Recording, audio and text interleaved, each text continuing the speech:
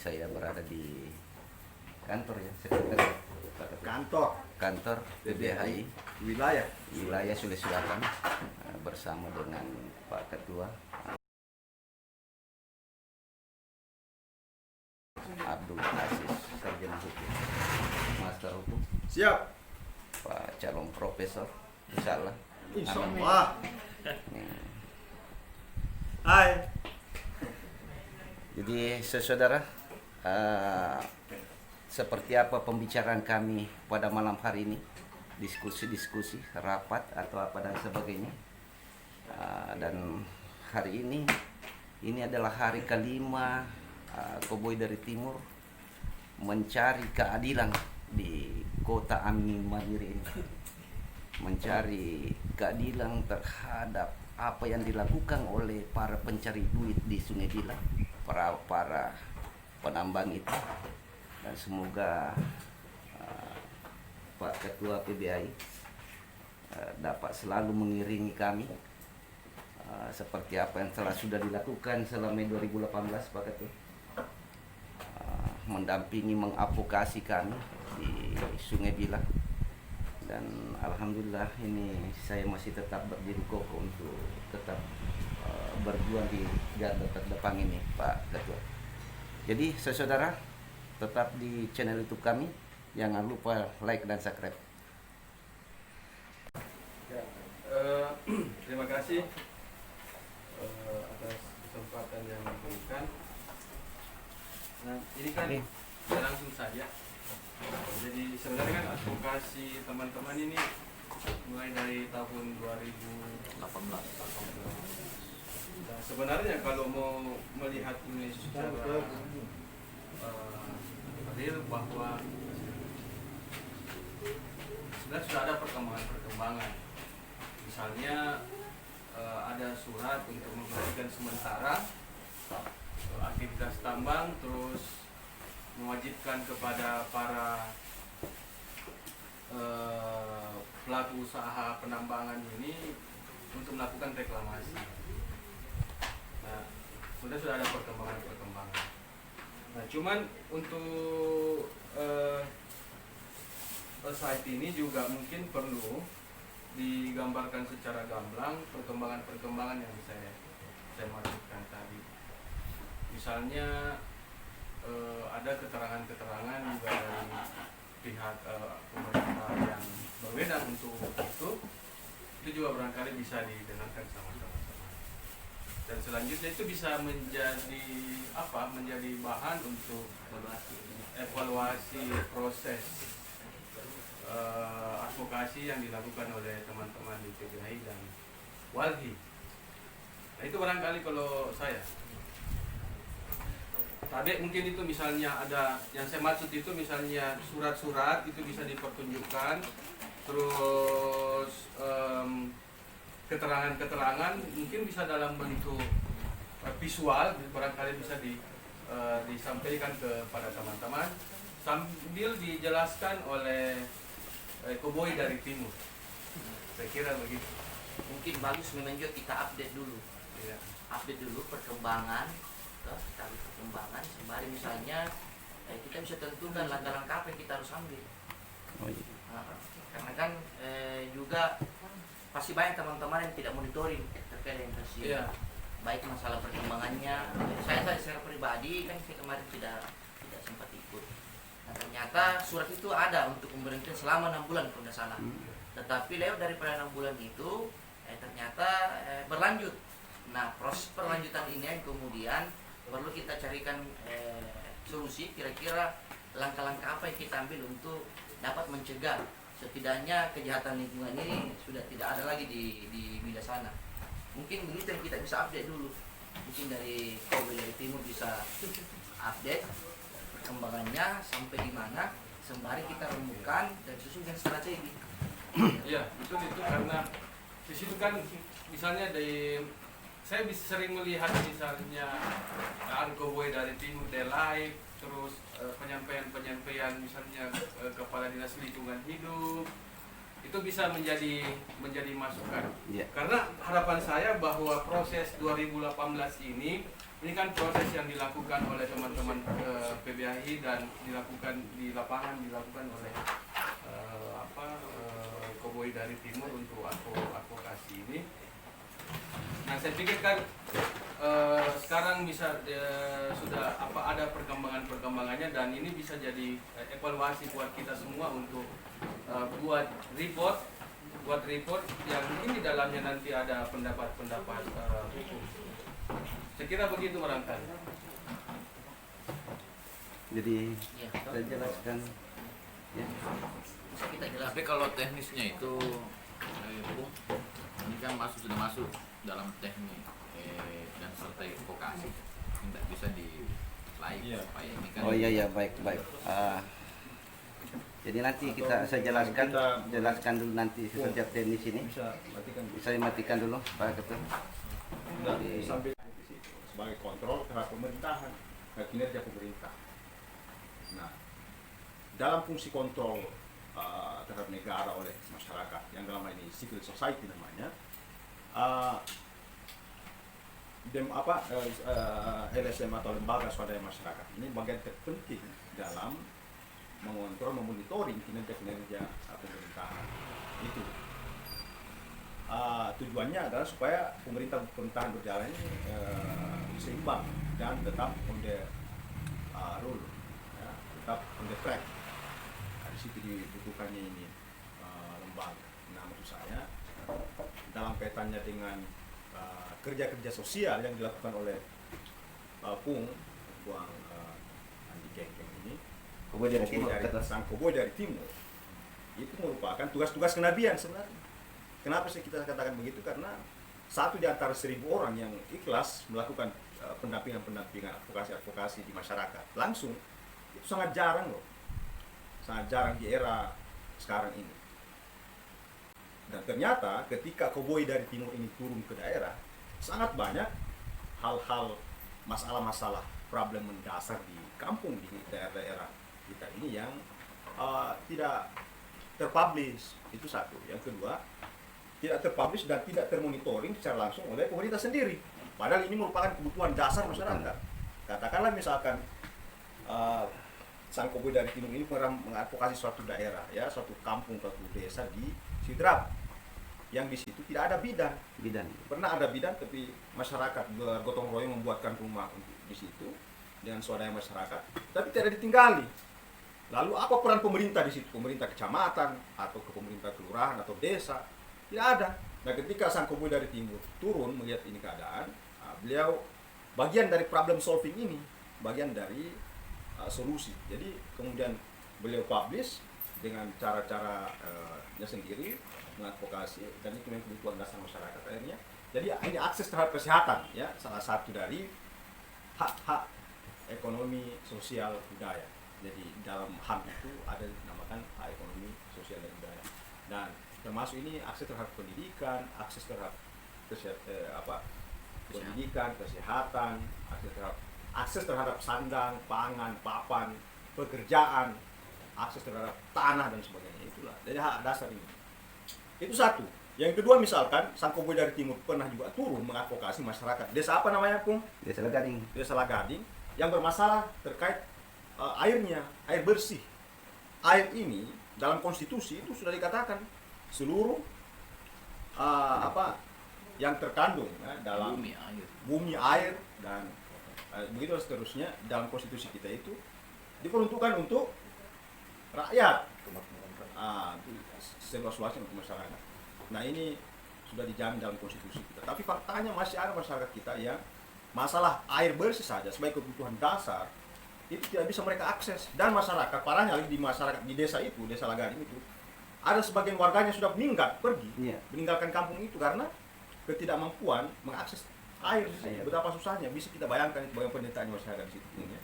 Akhirnya datanglah beliau dengan caranya mengadvokasi dengan cara sederhana dan sendiri, langsung. Ini pun beliau tidak datang untuk ujuk menawarkan diri, apa yang bisa saya kerjakan di sini. Tidak, berdasarkan laporan masyarakat. Jadi masyarakat sudah hopeless, sudah kehilangan harapan. Kemana lagi mereka akan mengadu? Akhirnya ada informasi yang beredar bahwa ada di sana bisa bantu kita ya mengarah ke Koboi. Koboi dari timur, dan alhamdulillah beliau turun langsung dan berkoordinasi dengan masyarakat, dan alhamdulillah sampai sekarang sudah bagus. Yaitu proyek negara itu. Nah itu sudah apa, anggaran sudah ada di komputer, tapi sampai ke masyarakat tidak ada dengan berbagai macam masalahnya. Alhamdulillah sang Koboi dari timur turun dan itu bisa menyelesaikan masalah. Dan anunya juga ini kemarin ketua, Ya. ini proyek nilainya ini 326 juta sekian, itu dibangun tahun 2019. Nah setelah dibangunnya, diselesainya ini proyek, dan pihak kontraktor sudah menyerahkan ke pihak pengguna masyarakat waktu itu. Nah ini juga masyarakat hanya menerima begitu saja. Nah, namun setelah seiring berjalannya waktu seperti apa yang disampaikan oleh Pak Ketua, bahwa masyarakat ini hanya membayar angin, bukan air yang dinikmati, cuma air saja yang dibayar. Jadi situlah awalnya masyarakat itu memberikan informasi itu, dan saya sudah lakukan investigasi ke masyarakat, dan langsung saya buka kerangnya satu persatu. Dan alhamdulillah seperti yang disampaikan Pak Ketua, alhamdulillah walaupun belum jalan, tapi saya sudah ada pernyataan dari para kontraktor itu, tinggal menunggu musim kemarau ini baru diadakan ini, dilakukan lagi pengaboran dan sebagainya.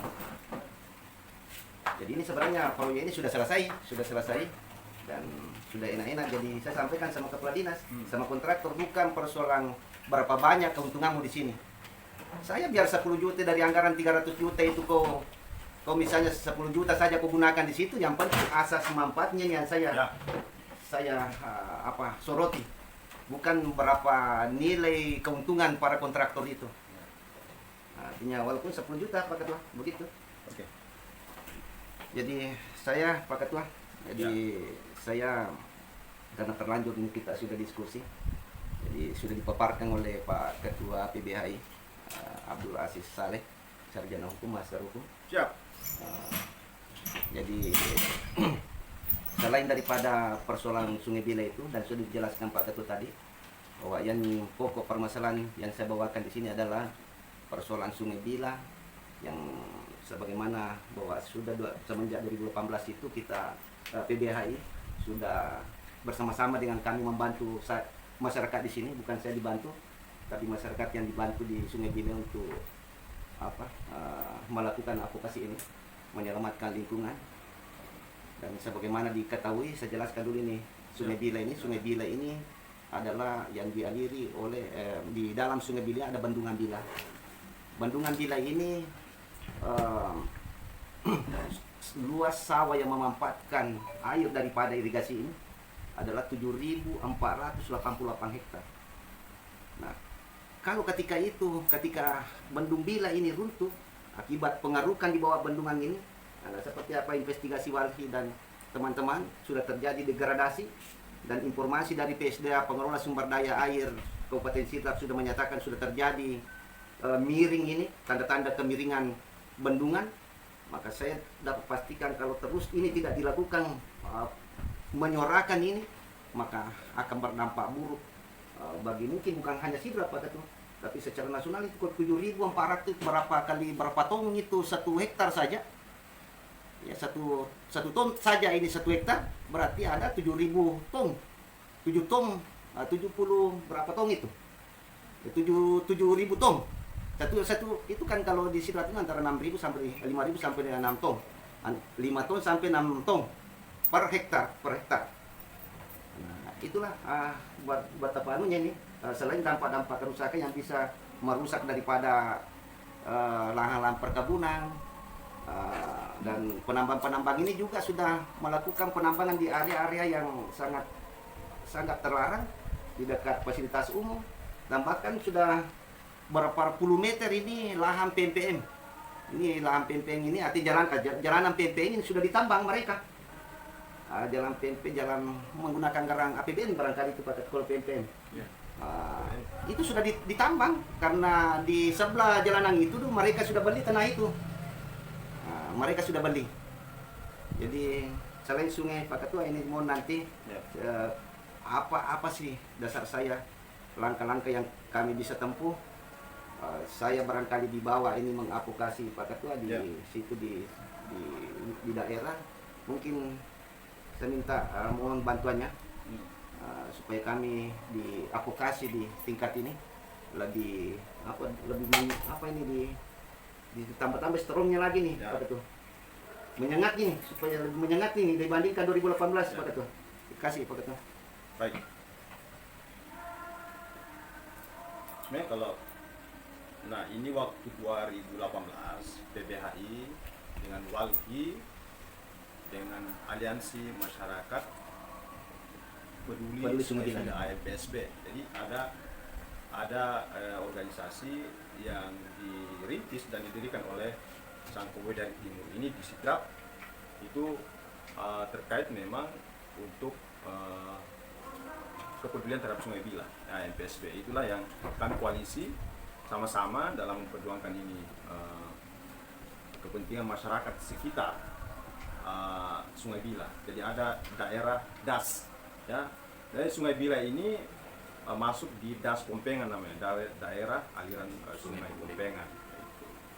Dan, nah sekarang waktu 2018 ketika kita turun ramai-ramai dan mengadvokasi ini, alhamdulillah sempat terhenti sekitar 6 bulan. Itu terhenti di moratorium namanya. Nah, pada saat itu setelah di moratorium akhirnya berjalan waktu, ternyata dimulai lagi tuh. Jadi ada 6 perusahaan di situ yang beroperasi kembali saat sekarang. Bahkan terakhir update-nya itu ada lagi korban yang meninggal, ya, 1 orang. Ya itu yang terakhir ini barusan di Kubangan ini. Nah, ini sebenarnya masalah ini masalah serius. Pertanyaannya kemudian, kenapa moratorium? Apakah moratorium itu pemberhentian itu dicabut, sudah dicabut, atau masih tetap dan belum dicabut? Nah ini menjadi pertanyaan besar kita. Nah, adapun dari kegiatan tambangan ini, efeknya itu sangat berbahaya dan berpotensi merugikan masyarakat sekitar daerah aliran Sungai Bila ini. Dan ada beberapa, misalkan ada jalanan yang rusak, kemudian ada lahan pertanian masyarakat yang tergerus oleh arus sungai karena itu. Nah sekarang Sang Kowe dari Timur ini jalan dan meminta Forkopimda untuk turun. Akhirnya Forkopimda pun pernah turun, ya, melihat itu keadaan tambahan situ. Nah, saya kira tantangannya sangat besar karena ya namanya saya perjuangan sudah begitulah resiko perjuangannya. Nah, kita lihat bahwa meskipun ya, pihak terkait ini sudah turun, tetapi sampai sekarang belum berhenti juga. Padahal dulu kan 6 bulan pernah berhenti. 6 bulan. 6 bulan. Nah, sekarang pertanyaannya, apakah moratorium itu sudah dicabut atau masih? Kalau Dicabut. berdasarkan wawancara saya dengan Kepala Dinas Lingkungan Hidup, bahwa ini persoalan SK Bupati per tanggal 18 tanggal 4 Oktober 2018. Ya. Jadi mana di dalam isi SK Bupati itu diwajibkan para pandambang ini untuk berhenti melakukan aktivitasnya, diberhentikan secara paksa. Kedua, ada poin lagi di situ, ditekankan atau diwajibkan para penambang ini untuk melakukan reklamasi. Nah, saya sampaikan pertanyaanku sama Bu Kadis, apakah SK Bupati itu, para penambang itu sudah melakukan kewajibannya sesuai dengan diperintahkan pemerintah Kabupaten Sidrap melalui dengan SK Bupati per tanggal 4 Oktober itu? Apa yang disampaikan? Ada. Saya bilang siapa? Ude Ahmad. Saya bilang, apakah Ude Ahmad ini sudah melakukan reklamasi sesuai dengan keinginan pemerintah? Apa yang disampaikan? Bilang tidak, belum. Siapa-siapa lagi Bu Kadis yang telah melakukan reklamasi dari yang telah tergugat ini? Bilang tidak ada. Berarti apa yang dilakukan penambang itu? Pertanyaan saya lagi kepada dinas, apakah dinas lingkungan hidup telah memberikan rekomendasi lagi untuk dibuka kembali tambang ini setelah ditutup? Bilang tidak pernah, baik secara kedinasan maupun secara pribadi. Bilang tidak pernah Pak Ketua. Ada wawancara saya di sini. Berarti mungkin bagaimana kalau belum pernah dibuka baru ditutup? Sudah ditutup baru jalan ini, apakah ini dikatakan sebagai ilegal atau bagaimana ini Pak Ketua? Kalau kita merujuk ke ini ya, rusak berarti dicabut izinnya. Ada bukti pencabutan izin. Bukan izin dicabut, hanya disuruh berhenti. Izin ke dicabut kalau begitu Pak, itu dari SK Bupati itu 2018 Itu berhenti. disuruh berhenti ya. Tapi waktu dia kan tambang pertama otomatis ada izin melakukan tambang. Ketika disuruh hentikan, maka izinnya juga dicabut. Biasanya seperti itu. Jadi sudah ada izin Kak. Berdasarkan SK Bupati itu diberikan kewajiban kepada 4 perusahaan itu untuk melakukan reklamasi terhadap kerusakan yang ditimbulkan di luar wilayah IUP-nya itu. Jadi terbit pemberhentian itu. Tetapi 4 perusahaan ini tidak melaksanakan kewajiban reklamasinya terhadap wilayah yang rusak di luar titik tambang. Nah, itu sehingga terjadi kubangan-kubangan ini, dan aliran sungai itu berbelok ke arah kubangan itu, terbendung ke sana. Akhirnya kan ini berdampak terhadap persawahan yang kemudian dialiri oleh sungai. Kemudian kan sudah ada pada saat itu juga hasil pemantauan lapangan oleh Dinas SDM Provinsi Selatan terkait dugaan tindak pidana kerusakan lingkungan yang diakibatkan oleh kegiatan atau aktivitas tambang di wilayah Sungai Bila itu. Itu rekomendasinya langsung dikirim ke Polda Sumsel hasil temuan di lapangan itu oleh SDM. Nah, itu yang sampai saat ini dipertanyakan oleh kawan-kawan termasuk Boy dari Timur, kenapa hingga sampai sekarang ini justru kembali melakukan aktivitas. Nah, sementara kewajiban-kewajiban yang diwajibkan oleh Pemda pada saat itu tuh belum dilaksanakan. Nah, itu yang menjadi